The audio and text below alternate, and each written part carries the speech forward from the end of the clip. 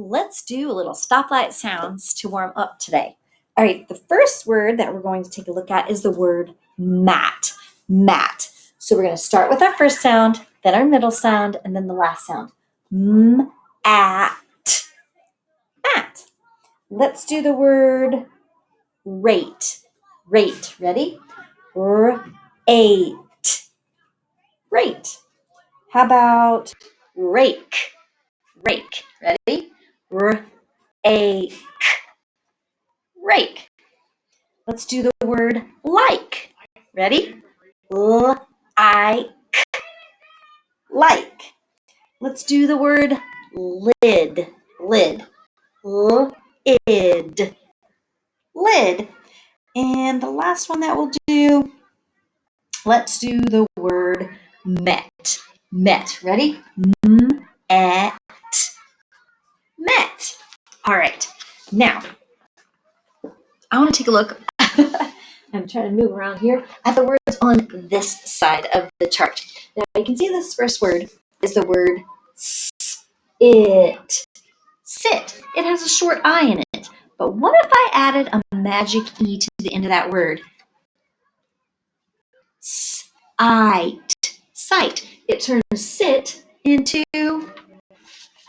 sight. Sit into sight. All right, let's check out this next word. We've got T-I-M. So, Tim. Tim. What happens if you add that silent E to the end and make the I say his name?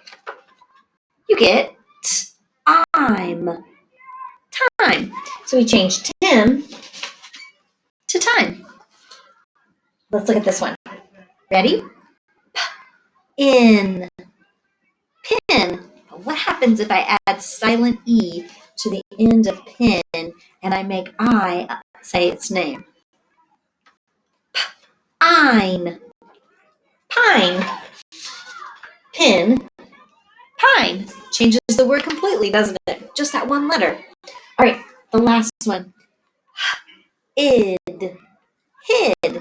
But what if I add that silent E to the end and the I is now a long I? Hide. Hide. So you have hid and hide. You turned hid to hide just using that magic E. I want to do a little bit of review here really quick. And I know you know the sound for S is S, like that sizzling sausages. S, s, s, s, s, right? And then we have our dancing dinosaur. What sound does D make? D, d, d, d, d. And of course, long I says I. So we're going to use those sounds and we are going to write a word. We're going to write the word side. Side. And it has all of those sounds in it. So what do you hear first? Side. You hear the S. So when we do those beginning sounds, we always touch the top of our head. S is that side, right? All right. So what's the next sound you hear? What would be at the top of your roller coaster? Side. Did you hear the I up there? It is. What do you hear at the end? Now we've punched out those ending sounds. Let's punch out the end of side. Ready? Side. You hear the D at the end? Absolutely. So we circle around and then a long line down. Now, if I kept it just like this, it would be the word sid. But we want it to say side. So what do I need to do to make I say his name? Side. I added a silent E to the end, right? Adding a silent E to the end. And we use some of our strategies to help us figure out how to spell side. We used our chopping, we used our roller coaster strategy, we punched out that final sound. Everything we do in Heggerty is a strategy to help you figure out unknown words and how to spell words. So let's do another thing that we do in Heggerty. Let's change the beginning sound. So instead of the word side, I want to make the word ride. So I'm going to take side, I'm going to take away the S, and I'm going to add ride. So instead of the S, I would put an R in its place, But then the rest of the word stays exactly the same. The I is the same, the D is the same, and silent E is the same. So we learn so much from Haggerty.